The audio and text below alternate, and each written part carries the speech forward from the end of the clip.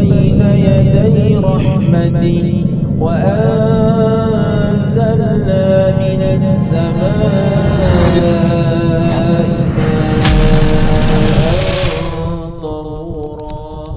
Assalamualaikum warahmatullahi wabarakatuh. Pemirsa Masjid TV, kembali lagi bersama saya Muhammad Tebi. Di video kali ini saya sudah berada di salah satu masjid tertua di Kecamatan Cilengsi, Kabupaten Bogor.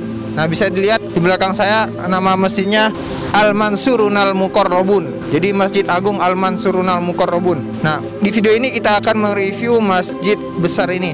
Tapi sebelum itu, pemirsa Masjid TV, kembali saya ingatkan untuk pemirsa Masjid TV dimanapun Anda berada agar selalu sholat berjamaah dimanapun Anda berada, sesuai dengan ayat Al-Quran surah Al-Baqarah ayat 43, wa aqimus sholata wa atuz zakata warka'u ma'ar-raki'in, yang artinya, dan dirikanlah sholat, tunaikanlah zakat, dan rukulah beserta orang-orang yang ruku. Inilah seruan untuk kita sholat berjamaah.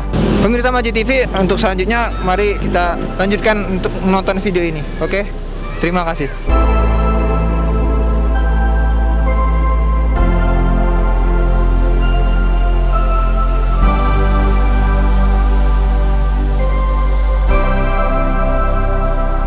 Assalamualaikum, Mbak.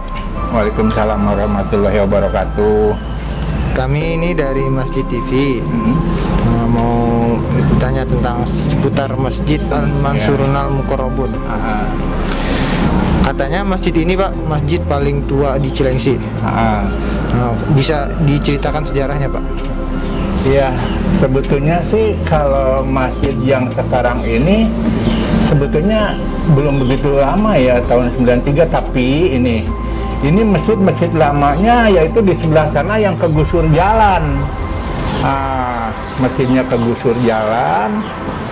Itu tahun, saya kira saya lahir tahun 50 ya. Sebelum saya lahir kayaknya sudah ada masjid sana itu ya. Tapi karena kegusur jalan, nah masyarakat sepakat dipindahkan ke sini gitu. Itu saya kira ya. Jadi masjid ini yang tuanya yang depan ya.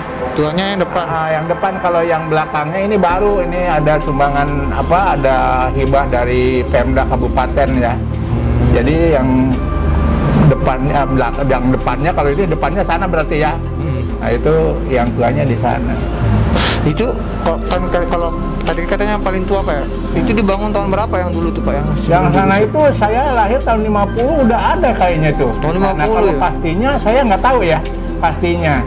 Kayaknya tahun 45 aja udah ada kayaknya sih. Saya saya kan lahir tahun 50, tapi saya dengar tahun 50 juga udah ada sih. Masjidnya emang masjid tua, terus besar sebetulnya, ada menaranya segala macam ya. Iya. Di depan ada menara, gedungnya gede lah, lumayan lah ya. Kemudian, makanya di sini kan disebutnya kaum ya. Kaum itu istilahnya ya kompleknya alim ulama ya. Nah, makanya kan disebutnya kaum nih ininya. Tuh. Nah, terus dipindahnya ke sini tahun berapa? Tahun pindahnya ketika digusur jalan tahun 93 kayaknya. Tahun 93. Yang pastinya yang saya tahu 93. Karena ini tanahnya dulu punya perkebunan. Tapi setelah saya urus, ternyata ada surat dari perkebunan bahwa tanah ini untuk masjid. Makanya sampai sekarang bisa udah sertifikat ini atas nama masjid ya. Nah, bangunan yang sana itu, jadi yang ke bawah dari sana itu hanya bedugnya aja kayaknya. Oh, hanya bedugnya? Bedugnya benar ke bawah dari sana. Jadi bedugnya dari aslinya dari sana. Ya, karena yang lainnya kan nggak bisa dipindah kan gitu ya. Nggak bisa digotong, nggak bisa digotong. Dananya benar tadi saya dibawa ke sini. Oh iya. Ya, jadi biaya gusurannya dipindahkan ke sini, dipakai bangun ini. Itu kira-kira ya. Ini pun saya maaf ya kalau jelas-jelasnya persisnya saya juga nggak begitu hafal, karena saya di sini lahir tahun 50. Ya keadaan udah dibangun ya. Masjid udah ada, cuman kalau ini kan dulu lapangan bola dulu. Terus Pak, ini masjidnya diresmikan oleh siapa, Pak? Terus ini, kapan yang barunya aja? Yang barunya udah Bupati. Bupati ya? Ibu Ade ya, ini zaman Bu Ade. Ini tahun, kalau yang bangunan barunya hibahnya saya dapat tahun 2000 tapi selesainya tahun 2019. Ini langsung diresmikan sama Bupati Bogor waktu Bupati sekarang nih, Bu Ade Yasin ini yang ngeresmiin. Nah, kemudian Pak, kalau model arsiteknya sendiri itu mestinya?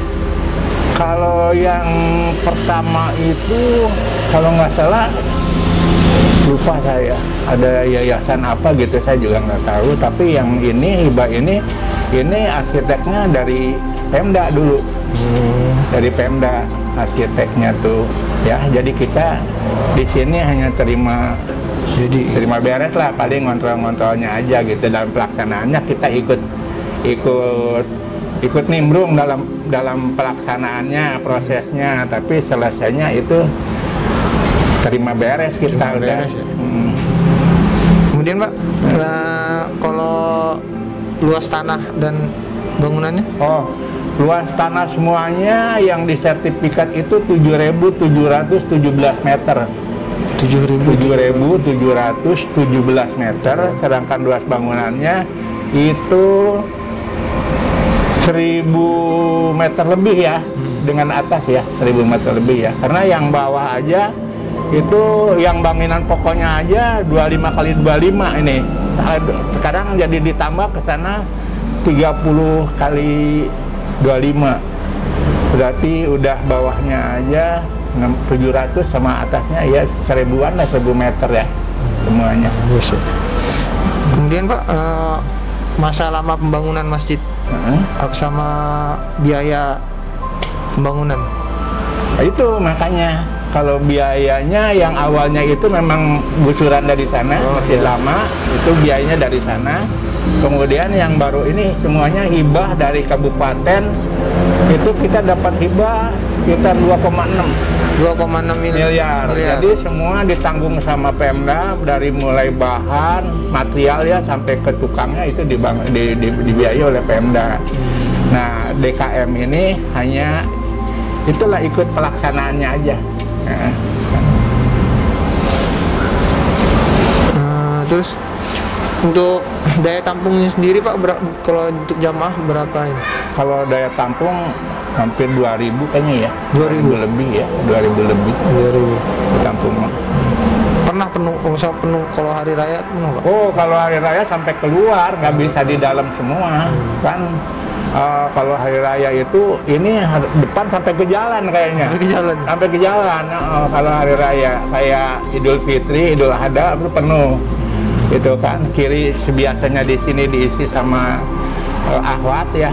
Kalau sana ya ikhwan ya, laki-laki semua, ini perempuan di sini. Kalau jamaah biasanya sampai ke jalan-jalan. Kalau memang hari raya Idul Fitri nggak ketampung di sini. Karena mereka acuannya kan mungkin Masjid Agung ya. Iya. Larinya ke Masjid Agung. Walaupun di sini ada masjid-masjid besar juga, tapi nggak tahu lah mereka larinya ke sini, saya juga nggak ngerti. Karena mungkin di sini parkirnya enak kali ya. Iya. Kalau parkir tuh bisa nampung berapa mobil Pak, atau berapa kendaraan? Mobil sampai ke belakang kayaknya 300 mobil ketampung ya. 300? Iya, 200 lah kita ya. Di belakang kalau hari Jumat aja ini kan penuh nih depan. Itu kita aja ya, kalau dari biaya parkir aja itu kemarin aja, Jumat kemarin, nggak tahu hari ini, Jumat kemarin bisa sampai 500.000 Jumatnya aja ya. Berarti kan kalau kan biasanya kalau infak ada yang 2.000-an, 3.000, mungkin ada yang 5.000 ya.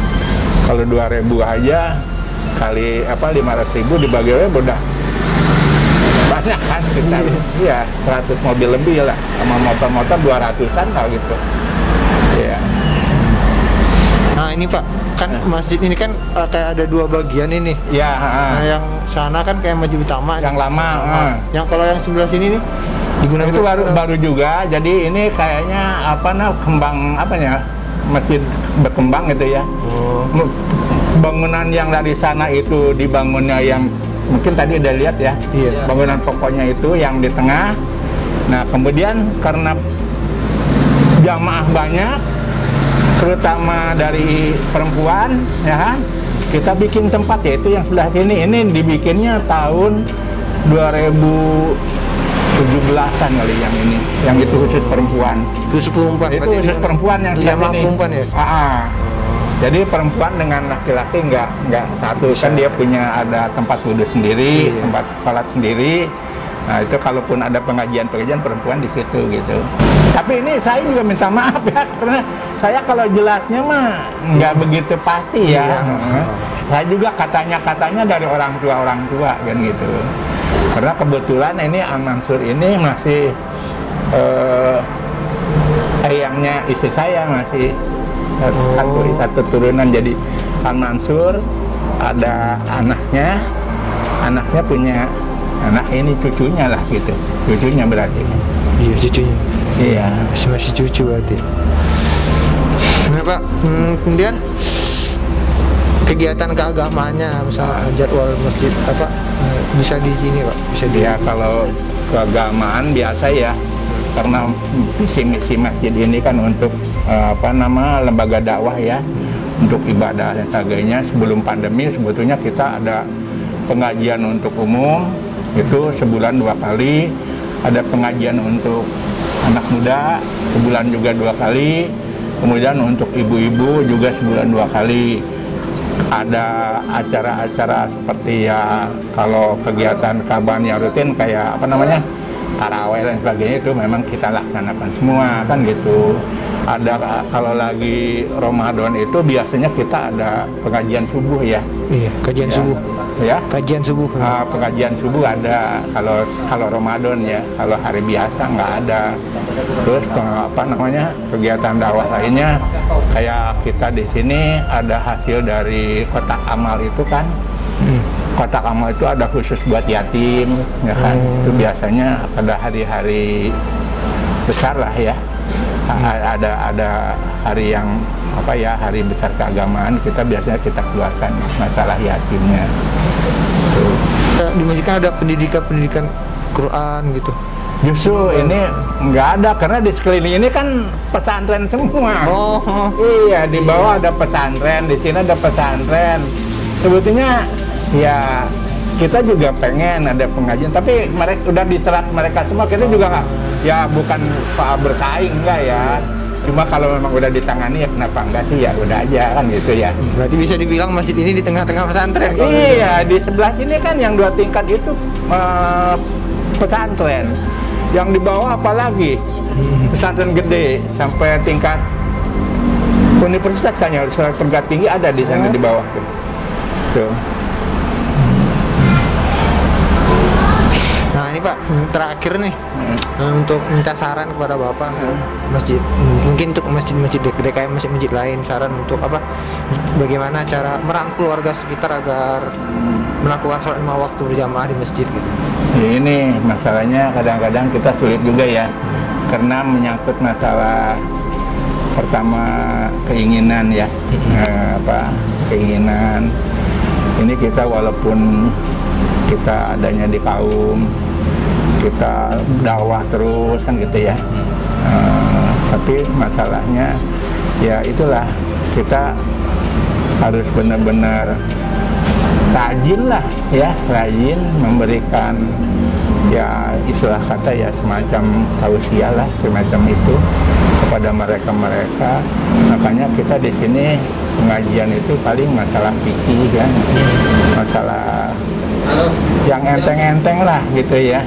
Yang enteng-enteng, yang kira-kira, soalnya dia terus terang aja, maaf ya, masalah sholat aja kadang-kadang masih ada yang cara-caranya memang bagaimana macamnya, bagaimana macamnya. Jadi kita nggak bisa nggak bisa intervensi masalah itu ya. Paling kita ngasih tahu bahwa di sini ini begini itu aja.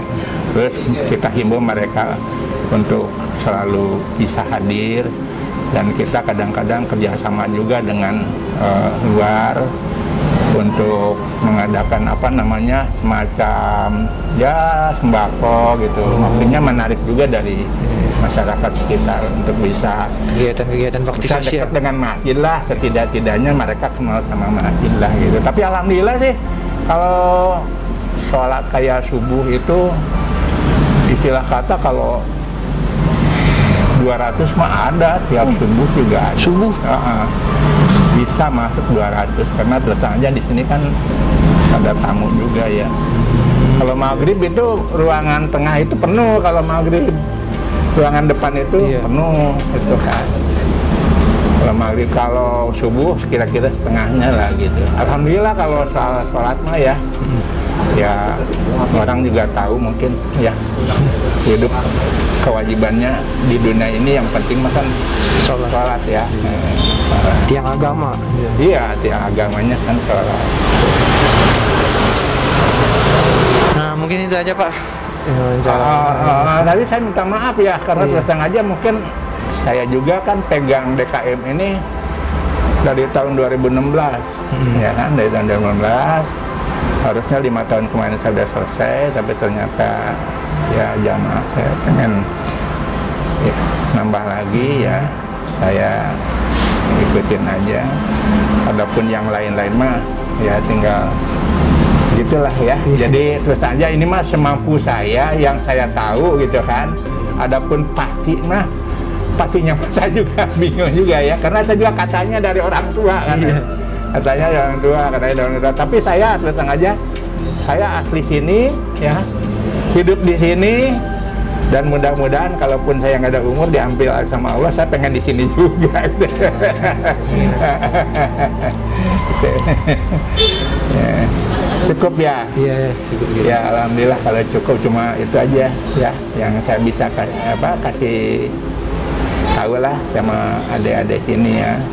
Ya terus aja sama aja sih sebetulnya. Kita juga bingung untuk narik supaya banyak jamaah mah. Ya pertama biasanya kalau ada pengajian akbar biasanya mereka tuh penuh ya. Kalau ada acara-acara ya hari-hari penting yang penuh kan. Tapi kalau hari-hari biasa kan mereka juga banyak kesibukan juga ya. Kita juga nggak bisa maksa juga kan, karena ya mereka juga nyari nafkah juga, apalagi dalam pandemi ini kan. Iya mereka sibuk nyari ya buat hidup lah gitu ya. Apalagi kan pas awal-awal pandemi di rumah aja gitu kan. Iya benar. Masjid jadi sepi gitu. Iya gitu. Tapi alhamdulillah ini kalau selama pandemi juga kan, kalau pemerintah mah maunya ditutup ya. Memang saya tutup, resminya saya tutup. Tapi di masjid penuh terus gitu, saya juga bingung. Jadi saya juga harus bagaimana kan, bingung ya. Bilang ini masjid resmi saya tutup nih dari Juni, kalau nggak salah Juni ya. Juni tutup. Juni saya tutup 1 bulan. Tapi yang sholat ada aja gitu, rame aja ya. Mereka sampai mereka minta kalau bisa mah jangan sampai masih tutup kan gitu ya. Itu mah biasa lah ya, tapi kan kita juga nggak lepas dari aturan kan gitu ya, karena semua kan ada yang bertanggung jawab kalau masalah itu ya. Itu jadi itulah kita juga ngejegang 2 kaki lah, ikut aturan pemerintah juga, tapi kita juga ngikutin keinginan jamaah juga, walaupun dengan batas-batas tertentu aja. Aja. Nah, kalau nyangkut COVID nih Pak, ini kan biasanya kan protokol COVID tuh. Itu gimana kalau untuk di masjid ini Pak, protokolnya? Kalau di sini masalahnya tetap kita pertama ya, kalau cuci tangan ya kita juga sediain tadi itu udah dikembaliin sabunnya. Ada kita sedia bak buat cuci tangannya. Kemudian jarak, walaupun tidak sampai 1 meter gitu ya, 1,5 meter, tapi kita tetap jaga jarak juga. Kalau masalah masker nih kelihatannya jamaah udah mulai enak nih, masker udah banyak lepas, tapi tetap dari masjid kita bagi yang tidak bawa masker kita kasih, dan kita udah sedia masker itu kita bagi. Nah, jadi terus masalah sajadah, nah ini sajadah terus yang aja mereka harus bawa sajadah. Walaupun di situ nggak ada kalau karpet kan kita nggak tahu ini bekas siapa gitu ya. Nah itu kalau karpet ya, apalagi ya lantai, pokoknya lantai itu bekas siapa, makanya kita harus bawa sajadah sendiri dari rumah. Kalau enggak kita ya siapa tahu ya, kita bukan suhunya, kita jaga lah. Kalau bisa kita jaga, jangan sampai. Karena kan konotasinya dulu nih masjid ini ya kayaknya ada ngomong-ngomong kayak biang penyakit lah apa ya. Sebetulnya masjidnya bersih. Yang kotor itu orangnya kadang-kadang yang sakit tapi pengen ke masjid juga kan gitu ya, itu sebetulnya. Kemudian yang merasa wah saya mah nggak apa-apa nggak pakai masker itu yang gitu. Nah kalau masjidnya mah bersih, kita semprot segala macam lah ya kalau ininya mah syariatnya mah gitu. Tapi kan jamaahnya sendiri sebetulnya yang sakit ya kan. Iya ya kan, kita dulu pernah kita jaga nih di sini. Pokoknya yang sakit apa bukan kan nggak boleh hanya untuk jamaah tempat aja. Terus ada tamu datang, kita larang kan nggak enak. Iya, ya kan? jauh. Iya jauh-jauh dia mau sholat kok. Masa kita nggak boleh kita larang? Ya akhirnya silakan aja masuk juga kan. Ada kejadian di masjid mana itu, begitu dia datang diusir sama satpamnya. Ya marah lah. Lagian kan mau sholat kok diusir kan nggak benar juga kan gitu ya. Itulah kira-kira ya deh ya yang saya sampaikan ya kalau masalah COVID mah insya Allah, karena kita terus aja kerjasama ada dari pihak luar juga yang nyemprot itu ya ini apa desinfektan ya, semprot masjid. Kadang-kadang kita dulu tiap Jumat pagi udah disemprot, kalau sekarang enggak juga gitu kan. Ini karpet aja baru digelar kira-kira udah sebulan lah digelar. Tadinya kan nggak pakai karpet. Itu saya kira Pak ya. Saya terus terang aja mohon maaf nih kalau memang memang sepengetahuan saya seperti itu. Saya pun bukan dari buku, dari katanya orang tua juga kan gitu ya. Kalau nama lengkap Pak Haji bisa boleh tahu? Saya namanya Rudi Suparman ya.